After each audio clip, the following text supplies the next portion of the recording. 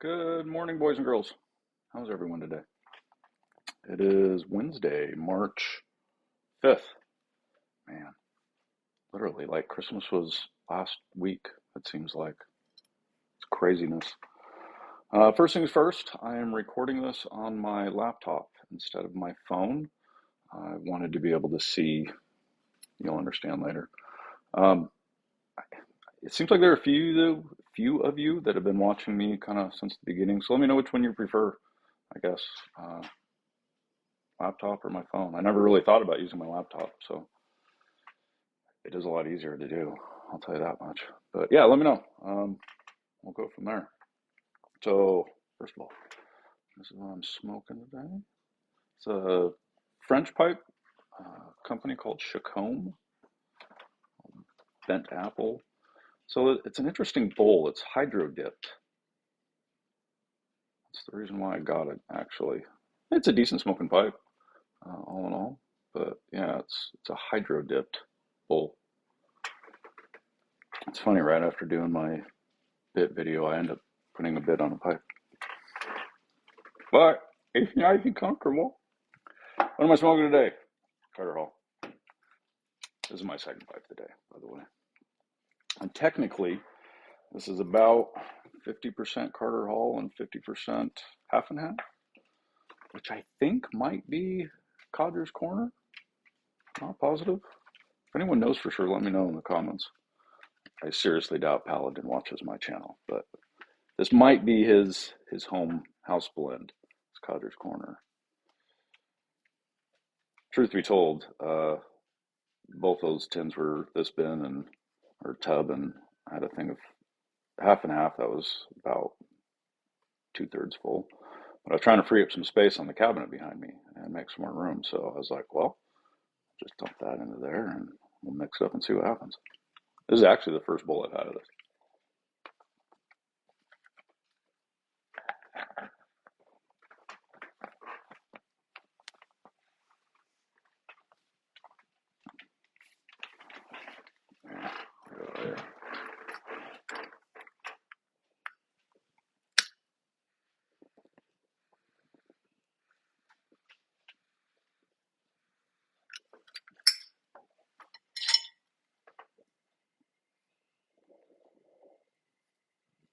Got a handful of dogs here. One of them that likes to bark. You'll probably hear him at some point. I apologize if you do.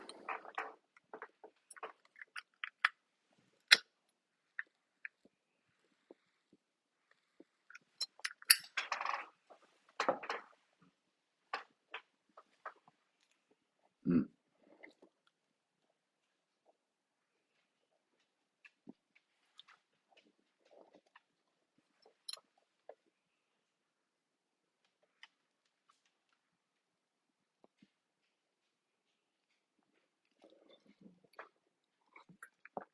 You never know about a blend for sure until you try it with black coffee, right? Yeah, it's delicious.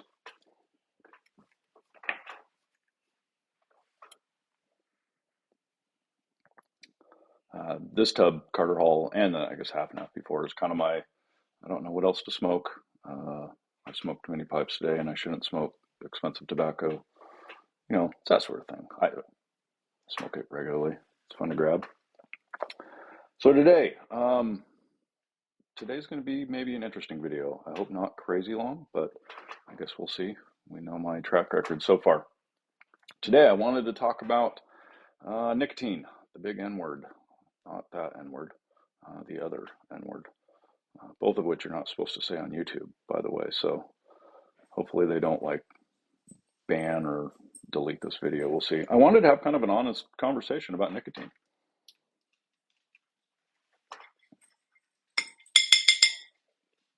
Because if there's one thing about nicotine that we probably can all agree on is that there's very few honest conversations happening about it.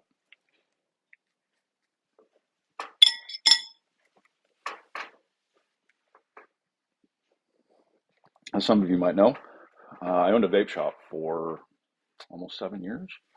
We also manufacture our own e-liquid. So I had to do kind of a collegiate level crash course on nicotine in order to put that business model together and run it and operate it and make e-liquid. So I kind of started learning about nicotine quite years ago.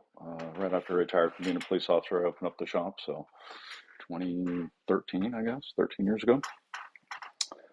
And it was fascinating, obviously in a vape shop, especially back then. This was like the very, very, very beginning of vaping. Um, the very beginning of vaping. I was in the top 10 shops in all of the state of Washington to be open. So we had a lot of conversations in the shop about nicotine. And kind of one of the most famous sayings we had was, nicotine wasn't the problem with cigarettes, it was the delivery system. And I stand by that. I think that's a very true statement.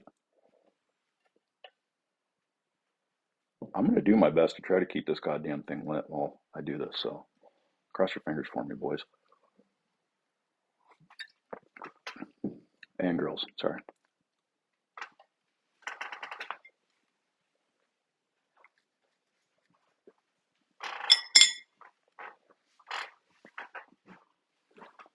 I want to make a couple kind of big caveats right at the beginning. So I am just a fucking redneck from southeastern Washington.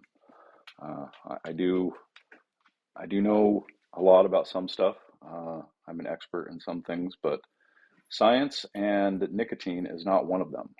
I know a lot, probably more than the average person, but I am by no means a scientist. I am not here trying to instruct or teach or preach.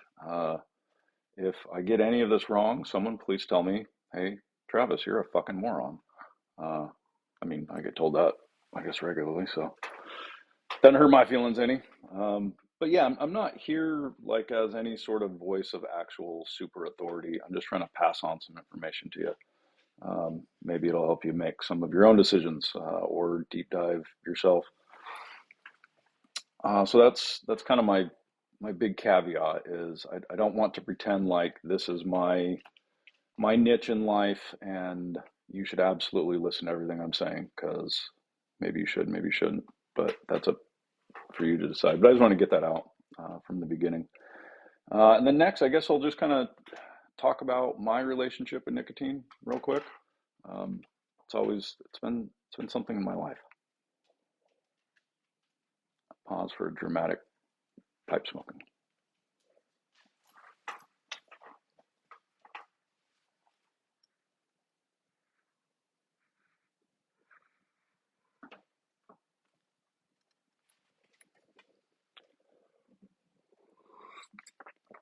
All right. As I've mentioned more than once, I have some sort of weird, like, obsession, genetic level fascination, almost fetish of tobacco. I always have since I was a little kid. It's fascinated me. I don't know why. There's the tie-in with my granddad, but other than that, I can't explain to you why. It is what it is. I've had a weird obsession, fascination with tobacco. So I started chewing Copenhagen and then other chews. But when I was 13 in high school, I was smoking a pipe at 16. I never smoked cigarettes really in my life, except for there was 1 year in high school that I smoked for about a year. I had a girlfriend that didn't like me chewing.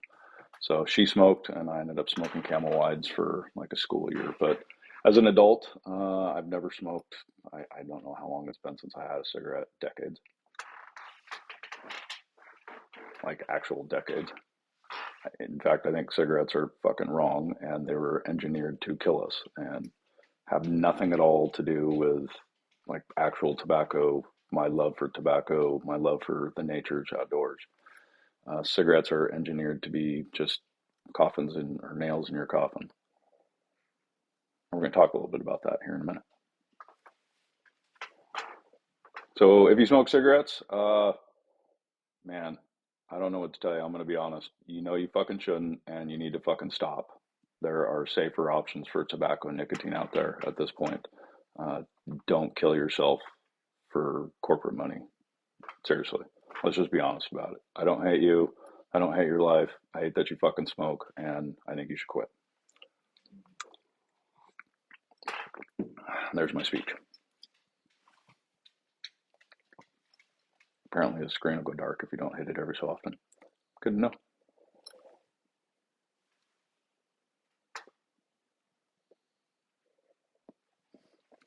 I chewed then and had a humidor with cigars in it most of my adult life. I've always had a couple pipes, always had a couple pipe tobaccos, but I mainly chewed the whole time I was a firefighter, whole time I was a police officer. I chewed. Pipes and cigars were just kind of weekend things, shit like that. But I always chewed. I quit kind of traditional tobacco when I opened up the vape shop and started vaping. Got pretty obviously deep into that, and I still vape. I enjoy vaping, and I really enjoy the building of the coils and whatnot. So I kind of do that end of vaping. But anyways, I didn't use any tobacco at all. Just vaped. Closed the shop. Started doing all of it, vaping, chewing, and smoking a pipe again, and loved it. I still had some cigars back then, but I ended up, I don't have any cigars anymore, which I'm going to talk about here in just a second.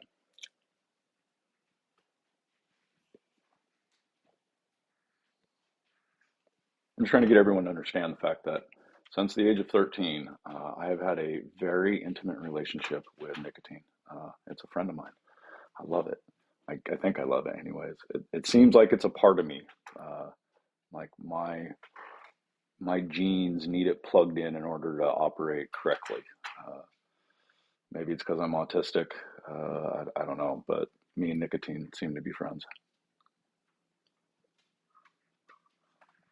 That's the other thing about this video. It's going to get a little bit fucking nerdy, and it just is.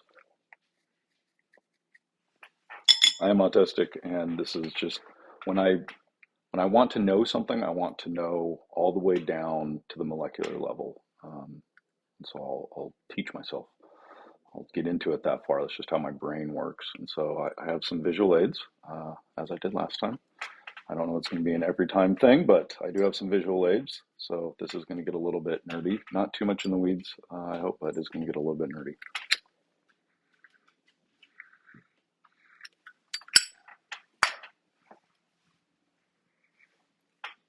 So I already failed how to relight. So I've had this long relationship with nicotine, but I will also say that I don't really seem to be that affected by nicotine, or I don't feel like I am physically. Way back when, way back, like 13, 14-year-old, way back. I remember Chew getting me a little like. I remember my first couple cigarettes kind of lighten me up, but after that, like nicotine just doesn't really affect me. Um, I don't know why that is.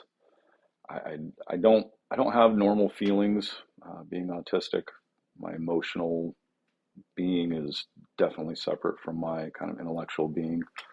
So I don't know, but it's what has always kind of made me ponder this question of, well, am I really that addicted to nicotine or am I just that obsessed with nicotine? And I guess on some level, is there a difference? I had friends that smoked and knew people that smoked cigarettes, that is. And, you see them like just turn into straight fucking assholes and like their skin clawing, just, I need a cigarette right now or I'm going to punch a baby in the face. And I've never felt like that in my life. I've used nicotine my whole fucking life, and I've never once felt like that. And it's always been interesting to me to see so many other people that have that experience, and I just never have. And I've been using nicotine for a very long time.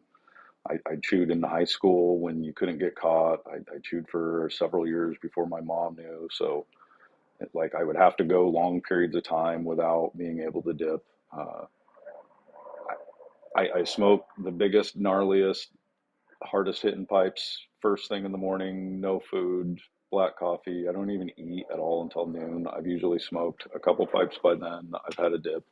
I've done some vaping. The only thing I can tell you is here 5, 6 years ago, on two occasions in about a month period of time, I was smoking a couple cigars and I got nick sick from it, like straight up. The shakes, the sweats. Both times I ended up turning around and throwing up in the yard. It's the only time it's ever happened to me other than when I was a fucking high school kid. I don't know how, I don't know why. There were cigars I'd smoked in the past. But for whatever reason, those cigars kicked the shit out of me on that particular day.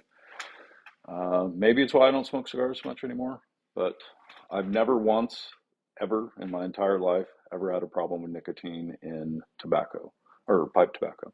I've never once tried a blend that I'm like, I gotta fucking set this thing down for a little while. I've never got the spins.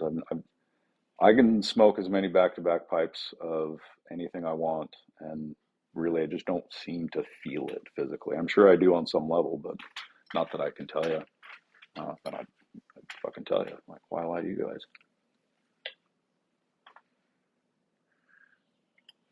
Oh, you bastard.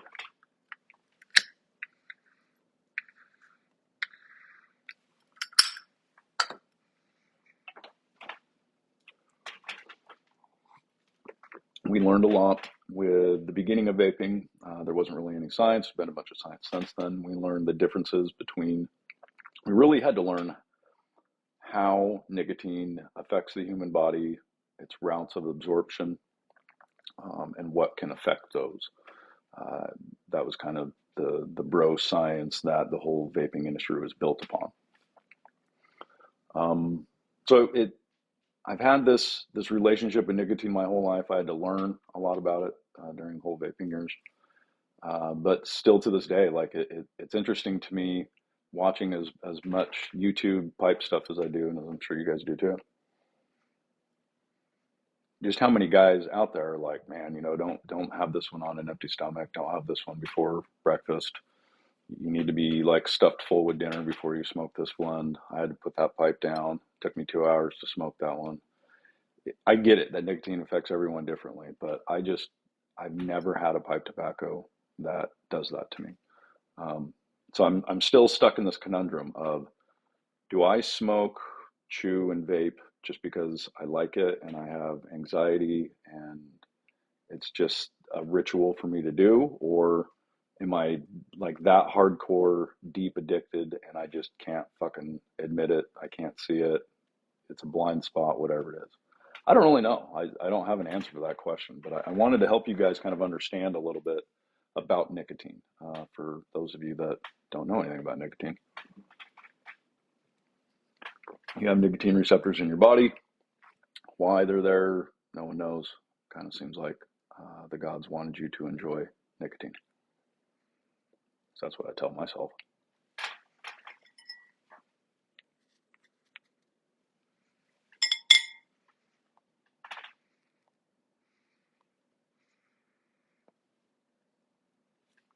So, first thing we're going to talk about is just nicotine levels in different products, cigarettes, pipe tobacco, cigars, all of that sort of stuff. I wanted to show you. So this first graph, ready for the graphs, boys. This first graph is estimated nicotine absorption by nicotine product. So this isn't how much nicotine is in the product itself per se. This is how much of that nicotine you are going to be able to absorb bioavailability. Because nicotine, it depends. If it's in your mouth, absorption through your mouth, your gums, the mucous membranes is different than in your lungs. So this one is in specific, just showing how nicotine compares for the absorption levels. Hopefully you guys can see that. Give you a second. So, as you can see, the interesting thing here is cigarettes actually have lower nicotine absorption than pipe does. Next is e-liquid, nicotine pouches, chewing tobacco, dip snuff, and then cigars are off the chart there on the other side. But when I found this, and I found this to be true, that cigarettes are below a pipe bowl, I was like, well, that doesn't make any fucking sense at all. Like, none. Like, you've never seen anyone that will punch a baby in the face for a bowl of a Scudo. I mean, I guess unless you really, really like a Scudo. But we all know someone that would like straight steal from their mother for a cigarette if they needed one that badly?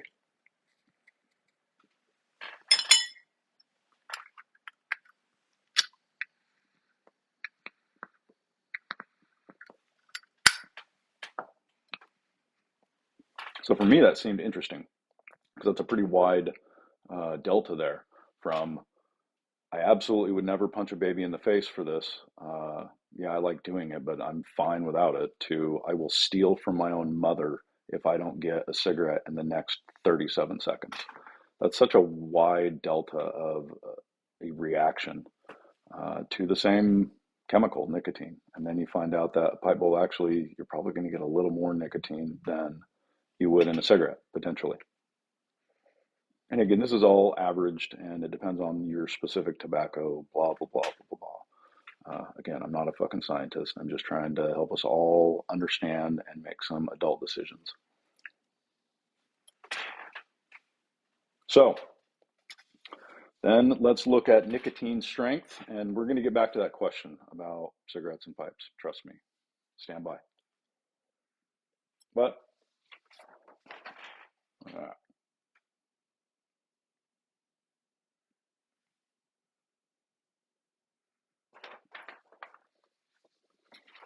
okay, we're going to do a little sixth grade science class here. You see all of these tobaccos here? This is all the same tobacco plant. Burleys, Virginias, Latakias, all of that same, at the scientific genus level, same tobacco plant. They have differences, obviously, but same tobacco plant. See this one here on the end? Rustica. You all have had like HH Rustica. This is a different tobacco plant. This is not the same plant as this. They're both tobacco plants, but they're different tobacco plants. So this is why Rustica will absolutely make you shit your pants. And this is why everything else is kind of ish the same. Obviously, there are some differences here. Perique, dark fired, burley, much bigger than, say, a Latakia and a Virginia. But that explains why Rustica is like not even in the same ballpark as all the other tobaccos because it's a different fucking plant. Who knows that shit, right? Well, we're a pipe smoker. Every pipe smoker I know is a smart feller. All right. Let's get back to that question about why are cigarettes different than a pipe bowl? Now, this is where I don't want to get too far into the weeds because we could get really deep into the weeds here. So nicotine strength is only one of a couple different factors that determine how nicotine is going to affect you and then you personally. So first of all, every person is affected differently by different chemicals. The nicotine that doesn't bother me may make your nose bleed. Different people are just affected differently. So we all know that. Let's get that out of the way here. But at like a molecular level, is there a difference between most pipe smoke and most cigarette smoke? Even though pipe smoke is probably going to have a little more nicotine, just straight up raw horsepower nicotine than the cigarette does. Yes. What's the difference? The difference is going to be in the pH of the smoke itself. pH is a big deal when it comes to nicotine. You have two forms of nicotine. You have free-base nicotine, and then you have nicotine salts, which is a nicotine molecule that has a ionic bond with another organic compound of some kind, like a benzoic acid, something like that. Free-base nicotine is harsher. Nicotine salts are smoother. The higher the pH level, the smoother it's going to be. The lower the pH level, the more acidic it is. We're going back to fifth grade science here. Lower pH means acidic. The lower the pH level, the more acidic it's going to be.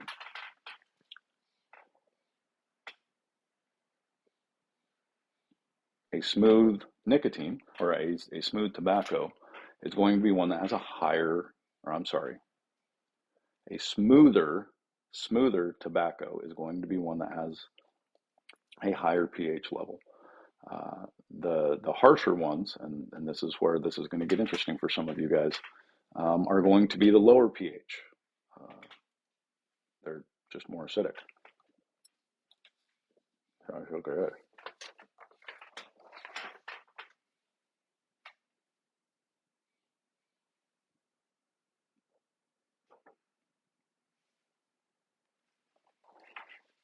That makes sense to everyone there? So the highest pH levels are actually dark-fired burley. Then you go to Perique. Further down, you have Virginias, Orientals, Latakias. So, and remember, they don't look like it's a lot in that bar graph, a lot difference, but when we're talking about pH levels, like tenths of a point make a huge, huge difference. The difference between 5 and 6 can be the difference in whether or not life is sustainable. Not nicotine, but you get what I mean. pH levels are a small difference can make a massive change.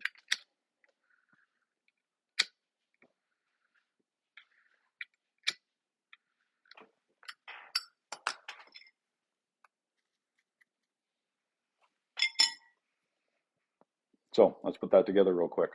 Hopefully teach you guys something. That tongue bite that you get from Virginias, that has nothing to do with it being like a hot burner and blah, blah, blah, blah, blah. The sugars in it, yes, it does have to do with the sugars in it. The higher the sugar content of a tobacco plant, the higher the pH. The lower the sugar, the lower the pH. So that tongue bite that you get from your Virginias, that's because it's a more acidic smoke. The actual pH of the smoke itself is more acidic than, say, a burley blend. Starting to like things are starting to kind of make sense here, aren't they?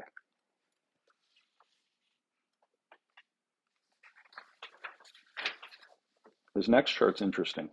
It's going to show you the relationship between nicotine strength in tobacco leaves and pH levels.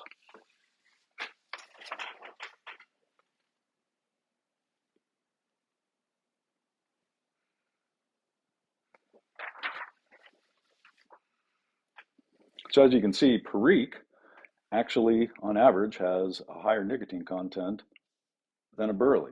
But why is it the burleys that kick the shit out of all of us? Well, for those of you that are affected a lot by nicotine. Well, that's because burley is special in that it has a decent amount of nicotine in it, but look at the difference in its pH versus everything else. So what does pH versus strength do?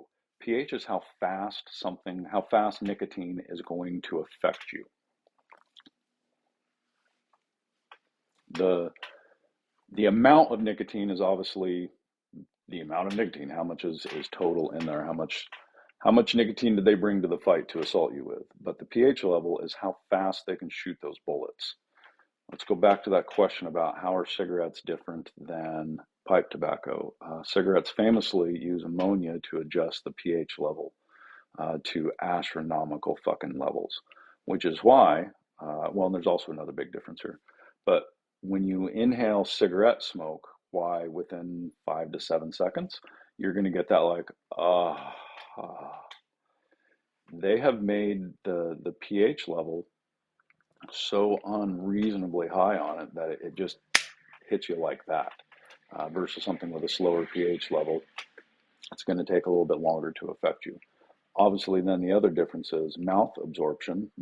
Most people that smoke pipes don't inhale. I don't. I'm sure some of you old boys do, but most guys don't.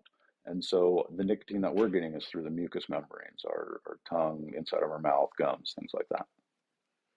And it's not a direct contact, say like if you dip and you put a chew in your lip, you're absorbing through your gums, through your lip, but you have like direct contact. So chew is going to be a higher dose of nicotine than say a pipe tobacco, even though they're both mouth absorption. So now this one's just fun. Let's look at nicotine strength of some popular blends.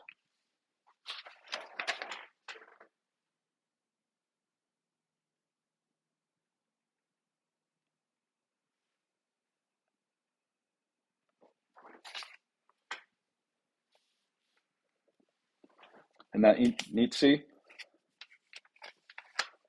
Old Joe Krantz, 100 Bookshop, I mix those together. You come up with like a super nicotine tobacco. Fascinating. I hope you all kind of understand nicotine a little bit better now.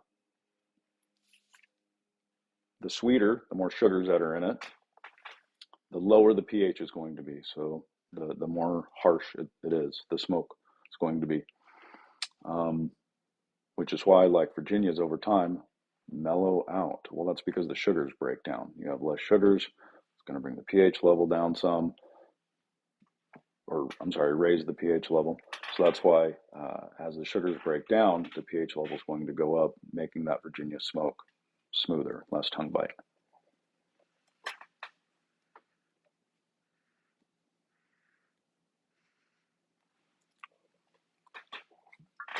So I hope everyone has kind of a basic understanding of nicotine and pipes in particular.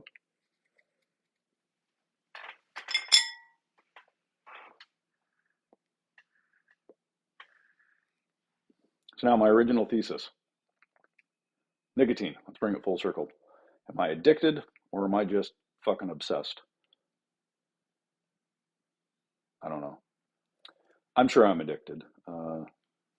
I'm sure if I tried to just quit all forms of nicotine that it would affect me. Again, I don't feel the physical effects most of the time, but I know that I'm thinking about my next pipe. I want to smoke that next pipe. What am I going to smoke? What am I in the mood for?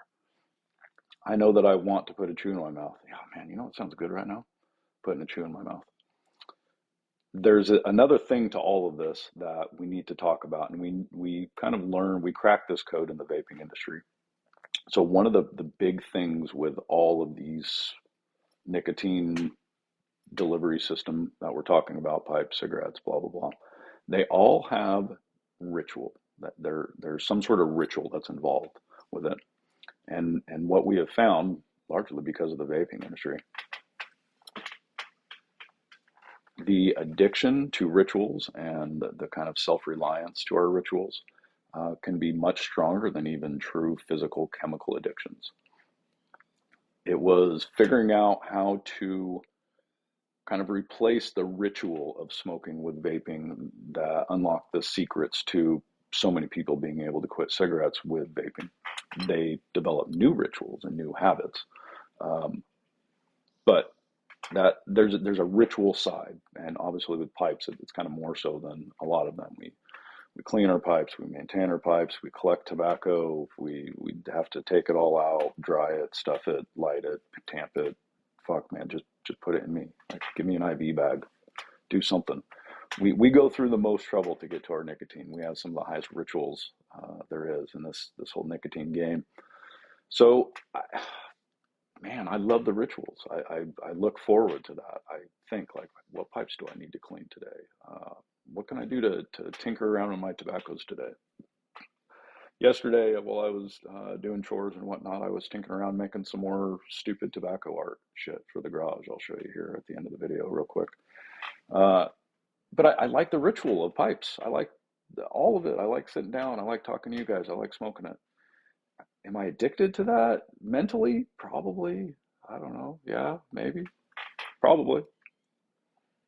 Physical addiction? I mean, I'm not going to say I'm not because I probably am, but I feel like I'm just more obsessed with nicotine. It just, goddamn, you know what sounds really good right now? A pipe.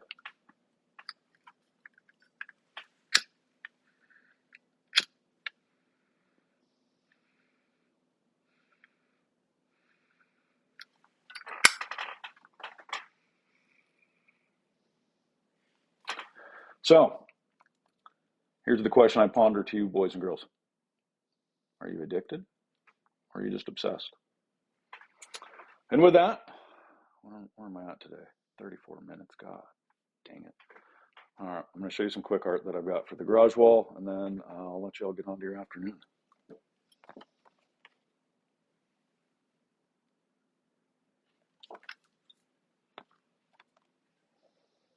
I was a tobacconist in 1950, that's what I'd look like.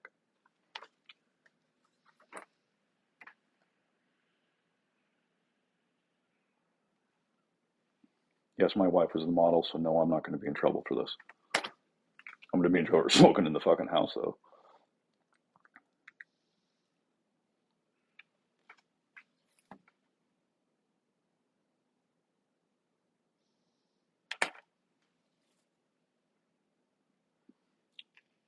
Just a fun family picture.